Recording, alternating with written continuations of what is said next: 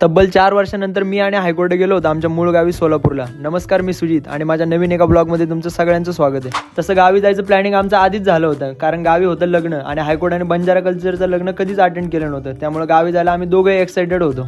सकाळी लवकर घर सोडलं आणि पुण्यातून निघालो. पुढे गेल्यानंतर हायकोर्टाच्या पैशाने गाडीत सीएनजी भरला आणि आमचा प्रवास चालू झाला. फक्त 800 रुपयाचा सीएनजी हायकोर्टाने टाकलाय, पण हायकोर्टाच्या चेहऱ्यावरचं दुःख तर बघा. सीएनजी टाकल्यानंतर गप्पा मारत मारत आणि फक्त माझ्या आवडीचे 90च्या दशकातील गाणे ऐकत आम्ही पाटस टोल नाका क्रॉस केला होता. आणि हायकोर्टाला माझी प्लेलिस्ट कधीच आवडत नाही. दिवस होता एकादशीचा आणि मला दोघांनाही उपवास होता, त्यामुळे ऑब्व्हियसली मी तरी फक्त खिचडीसाठीच उपवास धरला होता.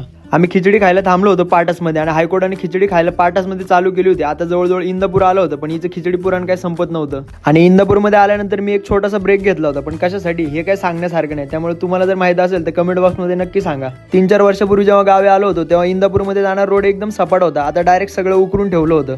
आधी मला वाटलं की मी रस्ता चुकलोय, पण हातात भाला घेऊन उभे असलेले मावळे